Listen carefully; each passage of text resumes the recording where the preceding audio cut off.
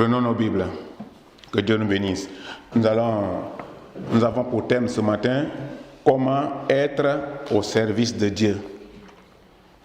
Comment être au service de Dieu. C'est ce que nous allons étudier ce matin.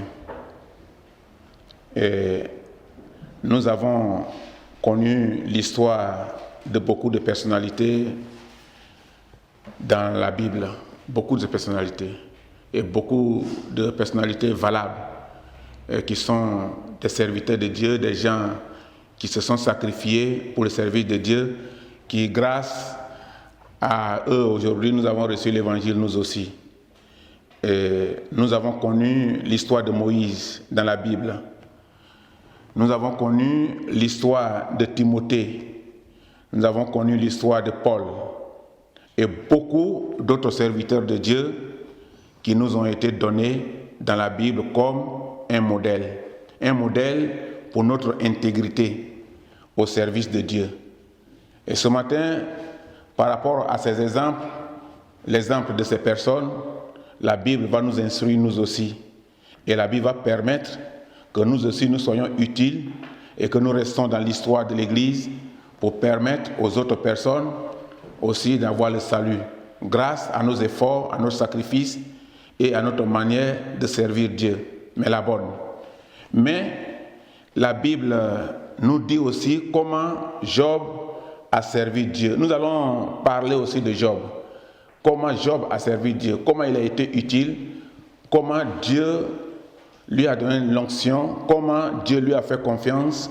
Et nous allons lire dans Job 2, verset 9. Job chapitre 2.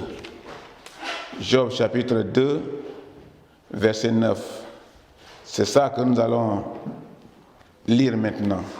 Et dans Job chapitre 2, verset 9, la Bible dit, sa femme lui dit, tu demeures ferme dans ton intégrité, maudis Dieu et meurs. Ici, c'est deux personnes qui vivent ensemble, monsieur et madame. Et quand vous lisez l'histoire de Job, ils avaient vraiment du bien. Ils avaient des biens, ils avaient beaucoup de choses, ils avaient 12 enfants. Et c'était vraiment une famille heureuse qui vivait sous la grâce de Dieu, avec toute la bénédiction de Dieu. Et leur manière de servir Dieu était honnête, juste, parfait. Et Dieu les prenait en témoin comme des hommes parfaits et il donnait l'exemple sur cette famille-là parce qu'ils étaient vraiment engagés. Et ici, dans ce passage, il va avoir un fait vraiment difficile parce que la Bible dit que la femme dit à son mari, tu demeures ferme dans ton intégrité, maudis Dieu et meurs. C'est par rapport à des moments difficiles où l'homme était malade, gravement malade, où l'homme était vraiment insupportable, où l'homme, à un certain moment de sa vie, était vraiment difficile à soigner, parce que la maladie, chaque jour, s'aggravait. Et vivre avec lui était vraiment compliqué. Donc, la femme a pris la décision de lui dire, mais écoute, c'est vrai que nous avons vécu avec le Seigneur pendant longtemps, mais avec cette difficulté que tu es en train de vivre, c'était mieux que tu maudisses Dieu et meurs. Mais pourquoi ne pas lui dire directement, maudis et meurs, il faut mourir. Vraiment, la vie te fatigue. Et dit, maudis Dieu et meurs. Parce qu'en ce moment-là, les bienfaits sont oubliés de la part de cette femme. Les meilleures vies de cette famille est oubliée par cette femme. Les données de Dieu est oubliée par cette femme. Et les bienfaits de Dieu qui mettaient cette femme dans l'honneur, qui mettaient cette famille dans l'honneur, est aussi oublié par cette femme. Maintenant, elle se tourne vers Dieu. Elle attaque Dieu. Et elle demande à son mari de maudire Dieu avant de mourir. Parce que pour elle, son mari n'est plus supportable. Il est malade.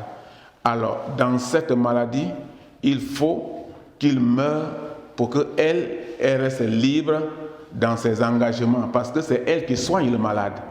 Et ça arrive souvent dans des familles où vraiment quand la femme et l'homme est malade, ça devient vraiment difficile. C'est ce qui s'est passé dans la condition de la vie d'un témoignage que nous avons reçu de pasteur Koné. Il y avait un imam. L'imam, sa femme était malade, infirme et sourde. Donc, c'était vraiment difficile pour cet homme pendant des années. Et ça s'est passé à Korogo, en Côte d'Ivoire. Et lorsque ce jeune pasteur, il n'était pas encore pasteur à l'époque, mais quand il a accepté l'évangile et qu'il était vraiment zélé et qu'il était déjà même à l'école missionnaire, je crois qu'il était déjà engagé, mais il n'était pas encore pasteur dans son engagement plein. Mais il avait la foi, parce que lui aussi il a traversé beaucoup de difficultés, beaucoup de problèmes. Donc, ils sont partis, le monsieur, il se préparait pour prier. Vous voyez, dans la coutume des musulmans, il faut se laver les mains, les pieds, la figure, les nez, la bouche, tout ça. Et c'est ce qu'il était en train de faire pendant que ces deux hommes arrivaient. Le pasteur Koné et son collègue. Et quand ils sont arrivés, ils lui ont dit, on veut t'annoncer Jésus. Il a dit, mais pourquoi on parle de votre Jésus là? J'ai un cas que je vais vous donner. Si votre Jésus est capable. Ils ont dit, mais vas-y, notre Jésus a toujours été capable. Il dit, ma femme est dans cette maison que vous voyez. Donc, si votre Jésus est capable, allez-y voir son état. Et vous allez voir, vous allez me dire ce que ce Jésus-là peut faire. Mais dans les réalités, des chrétiens n'ont pas le droit de rentrer dans la maison d'un imam pour parler de ces choses qui concernent Christ. Mais ils donnent l'autorisation parce qu'ils se sentent fatigués. Fatigués de soigner cette femme pendant des années. Une femme qui ne marche pas, une femme qui ne parle pas, une femme qui n'entend pas, par la maladie. Alors, il a aussi voulu tenter, il a tenté par des fétiches, par des maraboutages, il a tenté par tous les moyens de la sorcellerie. Mais maintenant, il s'est tourné vers Christ. Et il a dit à ses deux serviteurs de Dieu, allez-y, voyez l'état de ma femme. Ils sont rentrés et ils ont vu, ils ont voulu parler à la femme, elle n'entend pas. Ils sont venus vers lui pour lui dire, mais ta femme n'entend pas? Il dit non, ma femme n'entend pas, elle ne parle pas, elle ne marche pas. Alors ça devient difficile. Et ils sont partis, ils lui ont dit, mais est-ce que ta femme a été à l'école? Il dit oui. Il dit ça c'est bon. Ils ont pris un bic, ils ont pris un papier, ils ont dit à la femme, tu acceptes Jésus? Elle a remué la tête parce qu'elle voit, elle a vu, elle dit non. Puisque ça n'existe pas dans la religion, ça n'existe pas dans cette maison dont le chef était l'imam. Alors, c'est compliqué. Donc, ils lui ont dit, si tu acceptes Jésus, tu seras sauvé. Elle dit, non, elle a remué la tête. Ils ont dit, bon, maintenant, pourquoi on prie pour toi? Pour que tu sois sauvé, il faut que tu acceptes forcément le Christ. Donc, accepte le Seigneur et tu seras sauvé. Elle a encore remué la tête. Et ils sont venus lui dire, tu veux que ta femme soit sauvée? Il dit oui. Il dit d'accord, on arrive. Le monsieur est là, il a son machin d'ablution là. C'est un nom, donc il a son eau dedans, il est là, il est en train, depuis longtemps, l'imam est en train de laver les pieds, l'imam est en train de laver les mains, mais l'imam est là. Il devait faire ça en 5 minutes et il devait partir prier, mais le temps passe. Il attend le résultat de ce qu'il a envoyé dans sa maison. Et ces deux serviteurs-là, Koné est venu vers l'imam. Koné il fut musulman. Koné, il fut musulman. Donc, il est né dans une famille musulmane. Tous ses parents sont musulmans, confirmés. Donc, Koné savait le secret qui était là. Et il a dit à la femme, tu acceptes le Seigneur, tu seras sauvé. Et la femme a remué la tête. Parce qu'elle est dans une situation où elle aussi a besoin d'essayer. Et qu'est-ce qu'il va se passer? Ils vont commencer à prier. Ils ont prié et la maison de l'imam était à côté du grand marché. Et les gens sont venus, ils ont rempli la cour. Il y a eu confrontation, sorcellerie, Jésus-Christ. L'imam, depuis là, il est assis là-bas en train de prendre l'ablution. Depuis, il est là-bas. Il est assis, les gens le regardent. Maintenant, les deux hommes-là, ils sont confrontés à une situation. Il faut glorifier Christ. Ils ont dit à l'imam que si tu acceptes le Seigneur, ta femme sera sauvée. Ils sont venus vers l'imam. L'imam dit oui. Si votre Jésus là, s'il a sauvé ma femme, je l'accepte. Il est assis là-bas. Ça, c'est conversation entre l'imam et les serviteurs de Dieu, à part, où il est assis là en train de prendre l'ablution. Ils sont encore entrés. Ils ont commencé à prier là pour la femme. Ils ont prié. Toute la cour était remplie. Parce que c'est chez l'imam. C'est bizarre que ces prières comme ça à haute voix sont entonnées dans la maison de l'imam. Donc, tous les gens sont venus. La cour est chargée, est remplie. Et tout le monde est là, tout le monde attend, comme un cinéma. Et les deux là, le serviteur connu est sorti. Il est venu, il a dit à l'imam, ça va aller. Il est encore rentré. L'imam est assis là-bas en train de prendre l'ablution. Ils ont prié. Qu'on est encore sorti, il est venu, il a dit l'imam, ça va aller. Et il est rentré encore. Depuis là, l'imam est assis là-bas, il est en train de prendre l'ablution. L'ablution ne finit pas. Ils ont prié. La femme, elle s'est levée. Ils ont tenu la femme par la main, elle s'est levée. Ils ont crié Alléluia. Ils ont crié. Tout le monde veut rentrer dans cette maison, mais la maison est fermée. Quand ils rentrent, ils ferment. La maison est encerclée, encadrée par des gens. Et ils ont laissé la femme est tombée. Ils ont dit non, c'est pas ça. Pierre a dit, quand ils ont dit à l'infime marche, il a marché avec eux pour entrer dans l'église. Elle va marcher. Ils ont prié, elle s'est tenue encore debout. Elle s'est assise, elle s'est levée, elle s'est assise. Et c'est une femme qui depuis des années, elle ne se lève pas, elle ne marche pas, elle n'entend pas. Tout est à la charge de son mari. Et qu'est-ce qu'il va se passer? Elle va se lever encore, elle va s'asseoir. Ils vont la tenir, elle va se tenir debout. Et ils vont lui dire, Jésus est vivant, Jésus est vivant, Jésus est vivant, Jésus est vivant, sort. Elle est sortie, on lui a donné un bâton, elle est sortie. Quand elle devait sortir, on lui a donné un bâton, on dit non, ça c'est pas la solution. Ils ont frappé le bâton, qu'on a dit non, c'est pas ça la solution. Il a frappé le bâton est tombé, la femme est encore tombée. Ils ont prié, la femme s'est tenue encore debout. Quand elle s'est tenue debout, cette fois-ci, elle a pris la route de la porte. Elle est sortie, elle a commencé à marcher. L'imam a jeté ses là. Il dit Alléluia, Alléluia, Alléluia. Il a commencé à faire le tour de sa maison. Alléluia, Alléluia.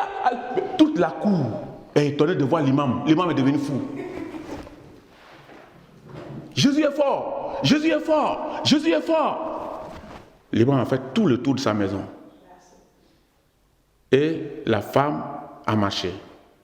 L'imam est devenu, il a changé de camp. Il a abandonné le Coran et Seyda. Il dit, j'ai essayé ça pendant des années. J'ai essayé le maraboutage pendant des années. J'ai essayé le fétiche pendant des années. J'ai essayé la sorcellerie pendant des années.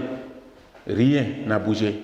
Aujourd'hui, j'ai essayé Jésus et ça marche.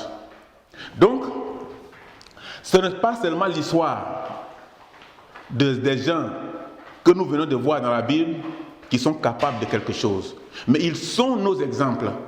Et ces exemples-là, si nous les suivons, nous aussi, nous sommes capables de donner la vie aux autres grâce à notre foi. Donc ici, là, tous ces merveilles, tout ce pouvoir, Job et sa femme avaient.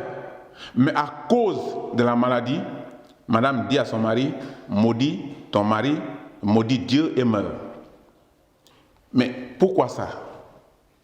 Pourquoi la femme dit ces choses? Simplement parce qu'elle a été habitée par un esprit. C'est l'esprit qui parle en elle. Ce n'était pas sa personne. C'est l'esprit qui veut attaquer son mari pour mourir. Finalement, après avoir servi Dieu pendant des années, pour mourir vide là, c'est cet esprit-là, c'est le diable qui avait besoin de récupérer son âme. Donc c'est l'esprit qui parlait en elle. Comme aussi à Ève. À Ève dans le jardin. C'est l'Esprit qui a parlé à Ève quand Ève a cédé. C'est l'Esprit qui est venu parler à Ève.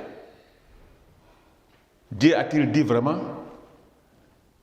Et elle dit oui. Elle commence à donner le secret de Dieu, le secret de la famille, qui était l'intimité de la famille entre Dieu et cette famille.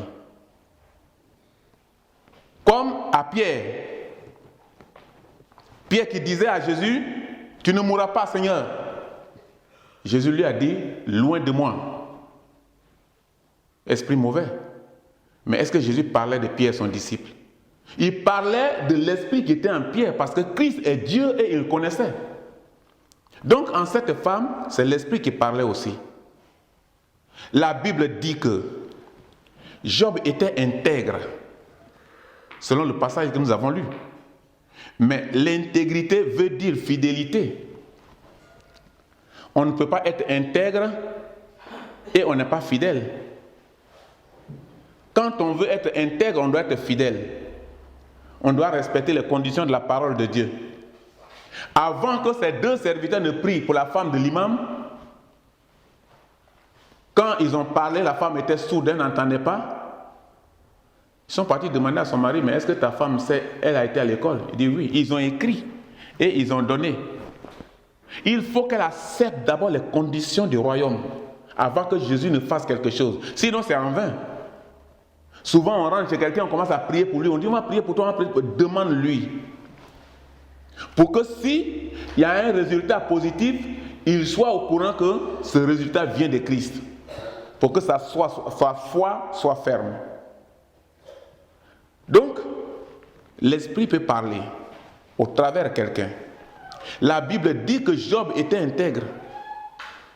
Mais si nous voulons aussi nous autres être intègres, c'est que nous devons être obligatoirement fidèles. C'est pourquoi celle ou celui qui perd sa fidélité dans la manière de servir Dieu, mais a aussi perdu sa relation avec Dieu. Quand tu perds la fidélité, tu as perdu la relation avec Dieu. Parce que les deux choses ne marchent pas ensemble. Être dans la contradiction de la parole et vivre dans la parole ne marchent pas ensemble. Quand tu vis dans la parole, tu dois vivre la pratique de cette parole. Quand tu es chez toi, tu dois être fidèle. Tu dois être fidèle dans des projets. Tu dois être fidèle avec Dieu dans tes relations avec Dieu. Tu dois être fidèle dans tout ce que tu entreprends parce que c'est Dieu qui sera ton assistant. Les hommes de ce monde ne te voient pas. Mais Dieu te voit. Et comme Dieu te voit, tout ton calcul doit être dans la fidélité pour que ce Dieu qui te voit là, il puisse corriger ce qui est mauvais et il puisse t'engager à des choses qui te conduisent à la victoire. Donc, fidèle dans la manière de servir Dieu pour ne pas perdre l'onction. Il a aussi perdu la couverture de Dieu. Celui qui perd sa manière de servir Dieu dans la fidélité, il a perdu la couverture de Dieu. Parce que le chrétien, il a la couverture de Dieu. Le chrétien n'est pas fort en lui-même. C'est la couverture de Dieu qui fait que le chrétien est fort. C'est la couverture de Dieu qui fait qu'on peut tenter la sorcellerie contre toi, ça ne marche pas. On vient, on nous dit, tu lui as donné la chose là, il dit, il a mangé, mais il est là. Il n'y a rien. Il y a un païen chez nous là, il fabriquait de la boisson forte, traditionnelle. Et il y a un monsieur qui était de passage, et il est passé dans son campement, il a vu en train de fabriquer ça. Automatiquement, il a eu un mauvais esprit en lui. Ce monsieur-là, il dit à l'homme là, je vais lui donner une boisson de degré même, on ne boit pas, je vais lui donner, il va mourir sur la route là. Et il a donné au monsieur, le monsieur a bu, il est assis. Il a donné encore un autre verre plein, le monsieur il a bu, il est assis. Il a donné le troisième verre, le monsieur a bu, et le monsieur lui a dit au revoir, il s'est levé, il a dit à ses enfants, ça il est mort, il ne va pas arriver. Suivez-le, s'il va arriver sur la grande route. Et ses enfants l'ont suivi à distance. Le monsieur marche correctement jusqu'à la grande route, il a pris la direction de notre village. Le monsieur n'est pas de notre village, c'est un étranger. Et ils sont venus dire, ah papa, Le monsieur là, il dandine même pas, hein. Même à gauche, à droite, il ne fait pas. Hein. Il est tout droit sur la route là, jusqu'à il est sur la grande voie. Il a pris la direction du village. Nous, on est là, on l'a regardé, il ne bouge même pas, il est droit comme ça. Il dit, hein? Ah, donc j'ai gâté ma boisson là pour rien alors. Parce qu'il lui a donné dans l'intention de le tuer en cours de route, parce que ce sont les degrés qu'il avait gardés à part, qu'après avoir extrait sa boisson là, son liqueur traditionnel guine là, il allait les mélanger pour rendre un peu ferme. Et c'est ça qu'il prend pour donner au monsieur pour mourir sur la route. Et le monsieur, il ne connaît même pas son origine. Si c'est un homme normal, si c'est un esprit, le monsieur a bu et est parti. Souvent, pour le chrétien, on peut lui donner ces choses comme ça. Et on dit, comme c'est un chrétien, on va lui donner, on va l'éliminer. Mais lui, il ne sait pas. Il ne sait pas pour douter de la chose. Donc, il mange. Et il s'en va. Et on lui dit, ah, tu as donné, il a mangé, ah, c'est fini. D'ici demain, son ventre sera pourri. Et il n'y a rien. 2 jours, 3 jours, on lui dit, mais est-ce que tu lui as donné vraiment? Il dit oui. Il dit, mais il est vivant. Parce qu'au moment où tu lui donnais là, Dieu purifiait. À partir du moment où il a prié et il a confié ce repas au Seigneur, Dieu prend toutes les responsabilités de ce que lui, il ne sait pas qui se trouve dans cette nourriture. Parce que maintenant, ça rentre dans un combat spirituel. Donc, quand tu perds la manière de servir Dieu, tu perds aussi la protection de Dieu.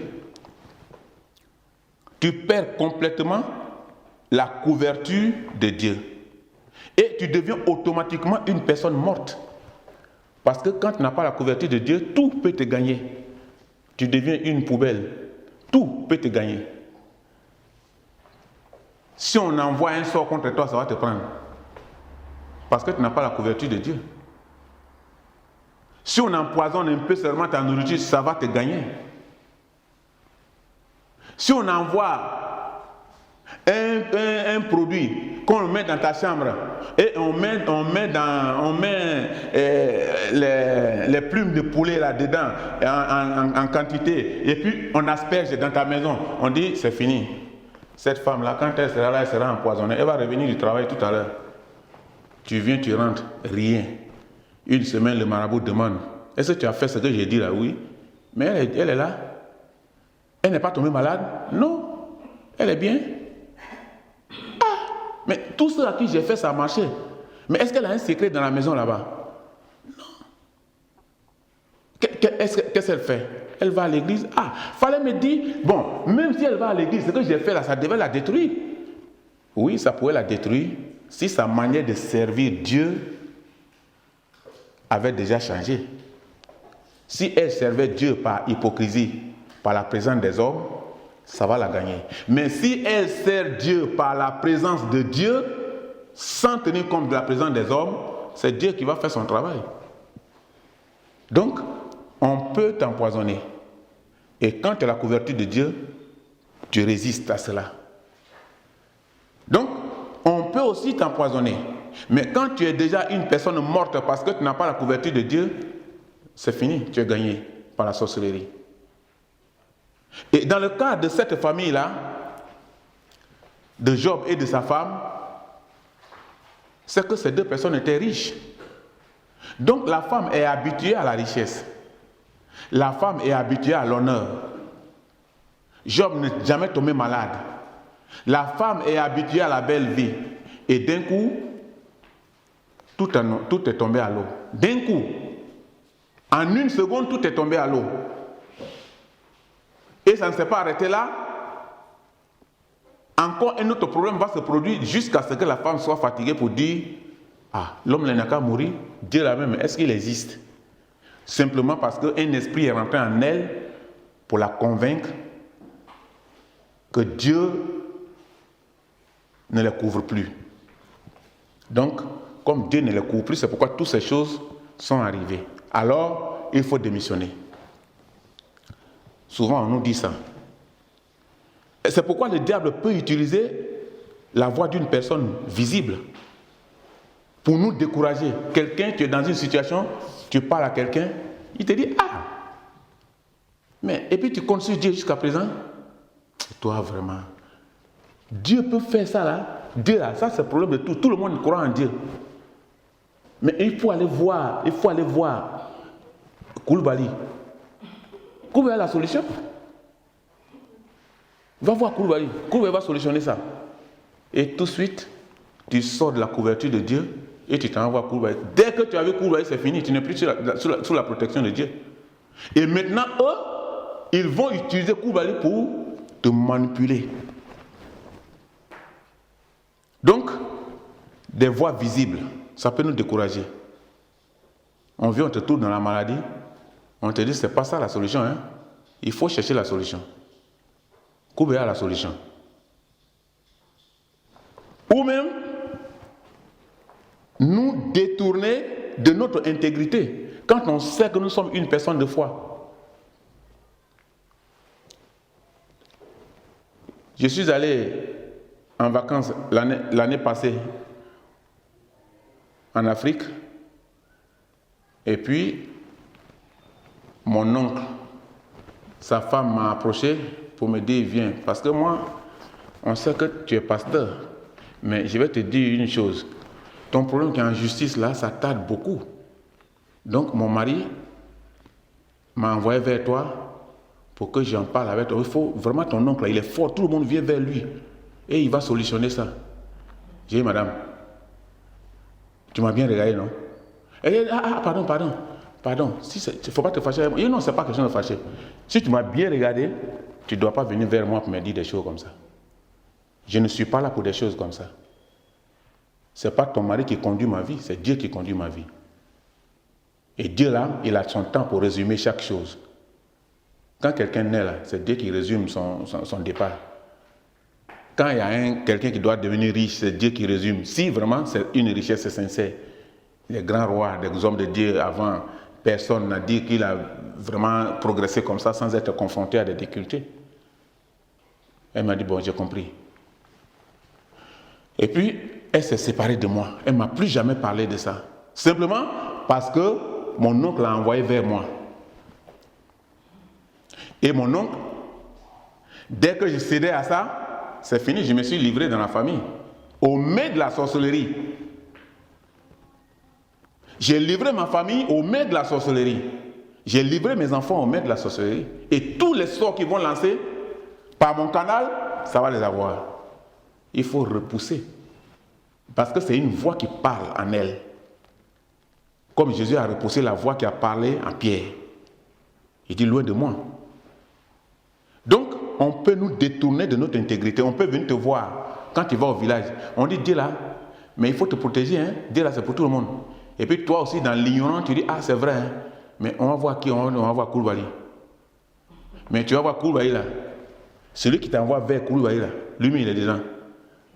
Il dit à Koulibaly, bon, il est accepté, hein, il va venir là-bas. Et tu viens, tu tombes dans la main de Koulibaly. Et Koulibaly va te broyer comme ça. C'est parce que le travail s'est fait en collaboration. Celui que tu t'en vas voir là, pour qu'il arrange ton problème là, c'est la même personne qu'on a vue pour lancer les sorts contre toi. Alors, quel problème il va résoudre? On l'a vu pour lancer les sorts contre toi, pour te ramener vers lui. C'est pourquoi la première personne que tu as vue t'a dit, il y a Koulibaly qui a la solution.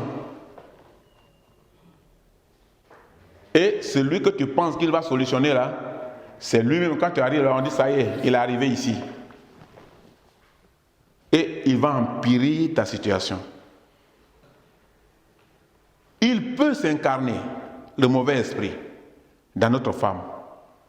Il peut s'incarner dans notre mari, dans nos amis, dans nos enfants. Il s'incarne dans quelqu'un et il vient te proposer. Comme il s'est incarné dans la femme de Job pour proposer à son mari de maudire Dieu et mourir. Mais même s'il maudissait Dieu, comment il va mourir? Il ne pouvait pas maudire, ce n'est pas parce qu'il a maudit Dieu sur place là qu'il va mourir. Il peut maudire Dieu et puis il ne meurt pas. Mais donc, son intégrité est attaquée. Ça veut dire qu'il n'a plus la couverture de Dieu, puisqu'il a maudit Dieu et il est sorti de Dieu. Comme tu peux aller au village, on peut te proposer quelque chose. Si tu as accepté le maraboutage, tu as accepté le fétichisme. est-ce que ta situation est réglée? Ta situation n'est pas réglée, mais tu es sorti de la protection de Dieu. Ça veut dire que tous les sorts maintenant peuvent te gagner. Nos parents, ils peuvent nous proposer. Et si on accepte la proposition qui est dans la contradiction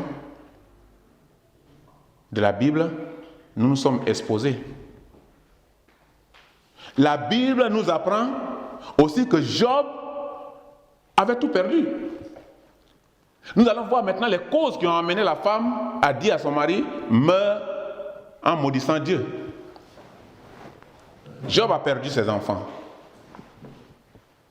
Nous savons tous que quand même un seul enfant est malade à la maison, ça mouvemente toute la maison, tout le monde court, tout le monde est préoccupé, tout le monde cherche la solution.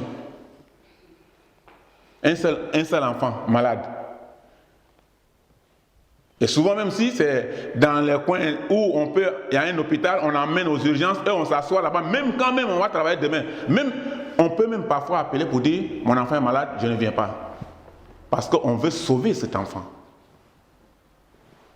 Et pour Job, il y en a jusqu'à 12. Les 12 sont morts à la même minute. Donc, la Bible dit que Job a perdu ses enfants.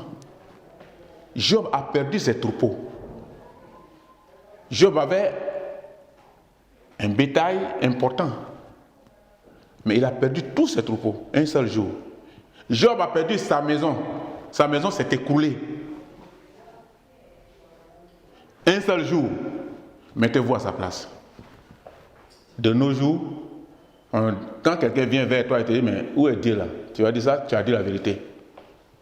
Dieu là était où? J'ai perdu mes 12 enfants, j'ai perdu ma maison, j'ai perdu mes troupeaux. Je suis quoi maintenant?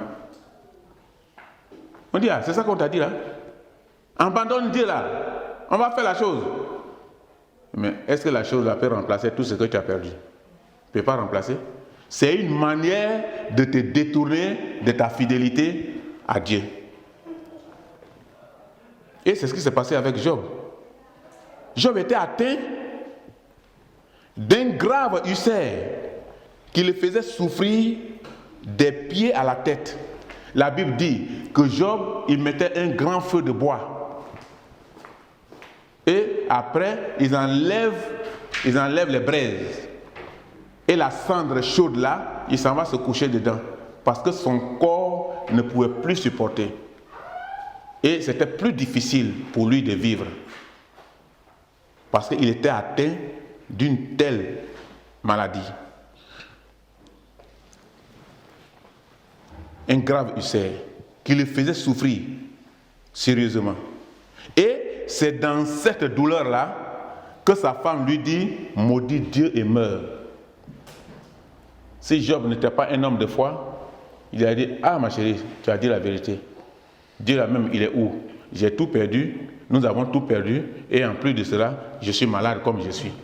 C'est vrai. On va aller voir Koulibaly pour chercher la solution. Mais est-ce que Koulibaly aura la solution? Koulibaly n'aura pas la solution. Parce que le problème, c'est que Koulibaly lui-même là, il ne sait même pas l'origine de ce problème. L'origine est spirituelle. C'est qu'on vient te voir pour te détourner de ton intégrité. Si tu as cédé, tous les sorts vont te gagner. Si tu as cédé, tu seras le sujet de tous les malheurs dans la vie. Parce que tu n'as plus la protection de Dieu. C'est parfois dans les moments difficiles que tu reçois les visites des amis ou parents qui t'encouragent ou qui te convainc de ton échec, c'est-à-dire qui te décourage. Souvent, quand tu es dans une telle situation, ce sont des amis ou ce sont les parents qui vont venir te voir pour dire « Ah vraiment, mon frère, ma soeur, il faut supporter. La vie est difficile, mais tu vas t'en sortir. » Joséphine a vécu cette situation. Joséphine a vécu ça. Mais aujourd'hui, là, Joséphine est sortie de là. Je connais une femme qui s'appelle Joséphine. Et cette Joséphine-là, elle a souffert. Mais aujourd'hui, là, quand tu la vois là, elle est grosse comme ça. Tous les problèmes sont disparus. On dit, hein? Ça c'est petit pour toi là. Pour Jophine même, c'était grave. Il faut supporter. Dieu est grand. Même si tu sors de la couverture de Dieu tout de suite pour aller voir Koulibaly, tu n'auras pas la solution. Parce que c'est Dieu seul qui peut changer ta situation. Là, c'est des mots d'encouragement. Pendant que d'autres peuvent venir te dire, et puis tu fais quoi avec la situation là? C'est ça là qui va arranger. Allons voir Koulibaly. Koulibaly va résoudre ça. C'est deux paroles différentes. Et ce sont les deux esprits qui nous combattent. Un nous combat et un nous oriente dans la vie. Esprit mauvais qui nous combat, qui peut aussi nous combattre par la voix de personnes visibles, qui peut être nos parents, qui peut être nos amis, ou qui peut être nos enfants. Et il y a le Saint-Esprit qui prend soin de nous diriger pour sauver notre âme. Et il nous amène à la patience.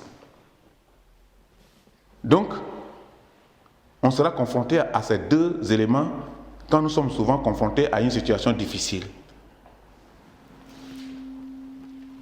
Si quelqu'un nous dit « sors de ton intégrité » ou de ta manière de servir Dieu, il veut te dire « sors de la couverture de Dieu ». Il veut te dire « maudis Dieu ». Parce qu'après avoir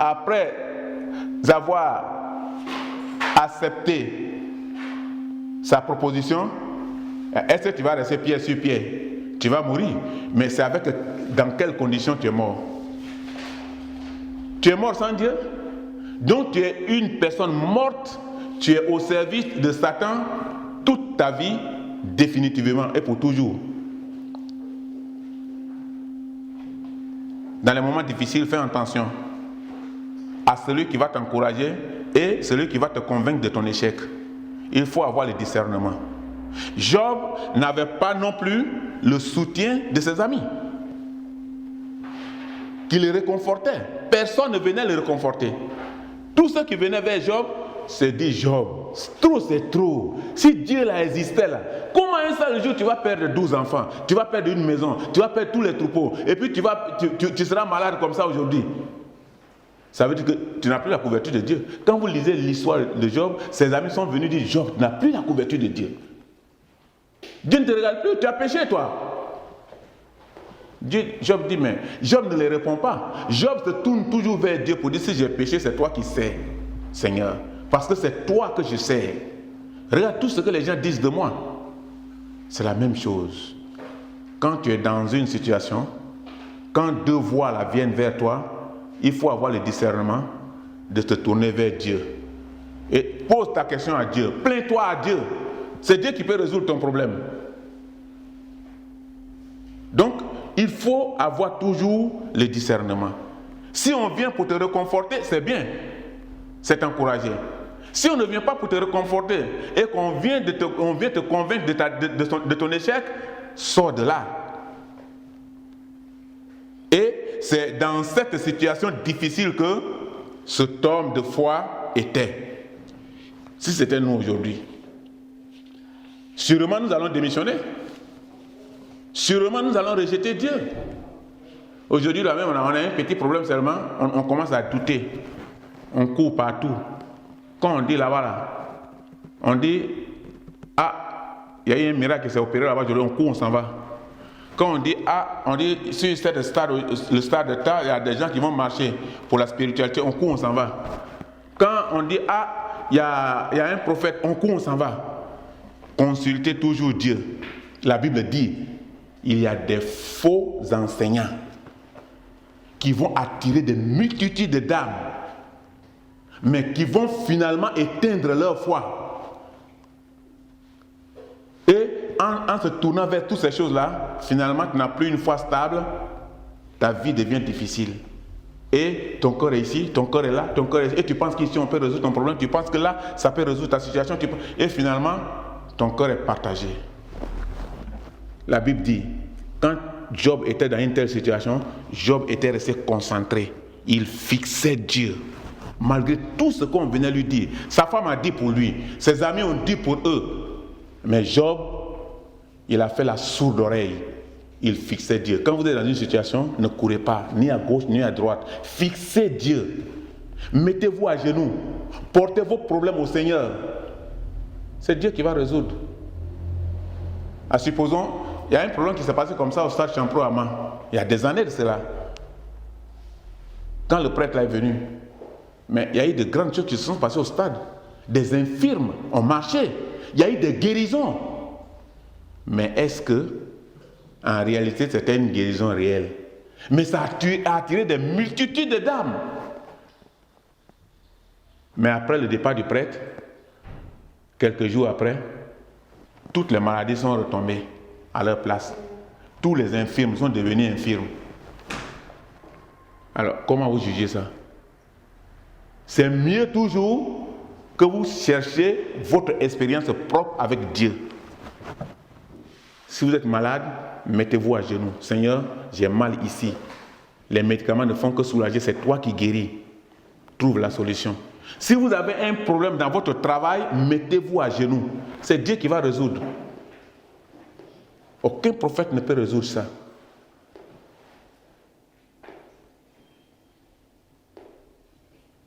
Il y avait une année de cela, j'étais ici, en Espagne, et on m'a proposé un prophète en Côte d'Ivoire. On m'a dit, il y a un prophète ici, là, il est fort, hein. Vraiment, on va, si tu as un sujet de ta vie personnelle là-bas, il faut donner. J'ai dit, arrêtez ça. Mais le prophète, c'est un serviteur de Dieu. Moi, je suis un serviteur de Dieu. C'est quel problème? Moi, je ne peux pas regarder dans la Bible pour trouver une solution pour apporter à Dieu, et puis je me tourne vers un prophète. Pourquoi? Ils ont appelé dans ma famille ici, j'ai dit, arrêtez d'appeler chez moi. À partir d'aujourd'hui, que personne ne me propose un prophète. Tout ça là, c'est pour me détourner de mon intégrité. C'est charnel. C'est charnel que moi, en tant que serviteur de Dieu, on me propose un prophète. Et moi, je vais me tourner vers un prophète. Un prophète, c'est un homme comme moi. Il est inspiré. Et l'onction là, c'est ce que je dois demander à Dieu. Donne-moi ton onction. Que de chercher l'onction alors que Dieu m'a déjà prévenu dans la Bible qu'il y aura beaucoup de nouvelles qui vont venir. Beaucoup vont se proclamer serviteurs de Dieu. Il y aura des guérisons. Il y aura des gens qui seront... les paralytiques vont marcher. Et tout ça pour distraire l'esprit des gens. Il y a les vrais prophètes. Mais il y a des faux prophètes. C'est écrit dans la Bible. Lisez la Bible. La Bible dit qu'il y a des faux prophètes et il y a des vrais prophètes. Mais tu ne sais pas la différence. Il y a des prophètes qui vont te dire maudit Dieu et meurs. C'est-à-dire qu'ils vont te distraire et tu vas rester dans cette distraction, tu n'as pas une foi ferme. On appelle chez moi pour me proposer le prophète. Pourquoi? Pourquoi on m'appelle à moi ou on appelle chez moi? C'est une distraction. C'est une manière de me détourner de mon intégrité. C'est affaiblir ma foi. Et compter sur l'homme plutôt que de compter sur Dieu. Compter sur Dieu plutôt que de compter sur l'homme. Que personne ne compte sur l'homme. La Bible dit, la grande question aujourd'hui pour le chrétien, c'est comment servir Dieu. C'est tout. C'est la grande question que le chrétien doit se poser. Et cela doit être notre préoccupation de tous les jours. Notre préoccupation de tous les jours. Servir Dieu. Comment servir Dieu? Nous allons terminer dans Actes, un petit passage que nous allons lire dans Actes 2, 46. Nous allons voir dans Actes 2, Actes chapitre 2, verset 46. Actes chapitre 2. Actes chapitre 2, verset 46. Voilà, c'est ce que nous allons lire là. Nous sommes dans Acte 1, Acte 2, 46. La Bible dit dans 46. Ils étaient chaque jour tous ensemble, assidus au temple. Ils rompaient le pain dans les maisons et prenaient leur nourriture avec joie et simplicité de cœur. Voilà ce que la Bible dit. Donc pour servir Dieu, il faut l'union. Ceux-là, ils sont unis. Ils étaient tout le temps ensemble, ils mangeaient ensemble, ils se partageaient tout ensemble. Il faut être unis, il faut forcément l'union. L'union de tous ceux qui se réclament de disciples de Christ. Il faut forcément l'union, il faut qu'il soit. S'il n'y a pas l'union, il y aura forcément division. S'il n'y a pas union, il y aura murmure et critique. Il n'aura pas de force. Il aura chacun pour soi. Il faut l'union de tous ceux qui se réclament des disciples de Christ. Il faut aussi l'amour de vivre ensemble. C'est ce que la Bible dit. Ils vivent ensemble. Ils se partagent ensemble leurs problèmes. La Bible nous apprend qu'ils étaient chaque jour tous ensemble. Ils se visitaient. Ils se partageaient leurs problèmes. Et la Bible dit qu'ils mangeaient même ensemble. Regardez nos parents qui ne sont pas chrétiens. Mais ça est dans leur tradition de manger ensemble en famille. Les mains dans les mains. Dans nos villages, je ne parle pas de la ville, mais dans nos villages en Afrique, quand on dit la famille doit manger le soir, quand l'heure arrive, du vieillard jusqu'aux enfants, ils plongent la main ensemble, dans la même assiette. Simplement, Dieu leur a inspiré qu'une famille est unie en une personne. Ils doivent vivre ensemble. Dans nos familles traditionnelles, quand un enfant est malade dans la famille, personne ne va au champ. Toute la famille est préoccupée. Ils sont là à l'assistance pour trouver une solution. C'est quand l'enfant commence à manger, tout le monde est soulagé, chacun prend le chemin de son champ.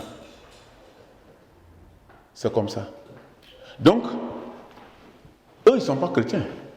Mais cette tradition est biblique. Dans nos traditions, de nos familles traditionnelles, vous voyez que toutes les femmes, nos mamans, elles sont tous voilées. Mais tu ne peux pas savoir pourquoi. Dans nos familles traditionnelles, tu vas voir qu'il y a la première partie de la nourriture qu'on enlève au champ, on garde ça au grenier, au fond. Souvent même d'autres attachent. Et ce seraient les premières parties qu'ils vont semer dans les champs l'année prochaine. Ce qu'on a mis là, c'est la dîme. Et tout ça là, ça existe. Mais où est-ce que ça sort? C'est l'inspiration de Dieu. Et que c'est compatible à la Bible. Ce ne sont pas toutes les traditions qui sont mauvaises. Les traditions qui sont contradictoires à la Bible sont mauvaises. Bon, maintenant, en conclusion, la Bible nous explique les valeurs des mots. Foi, intégrité.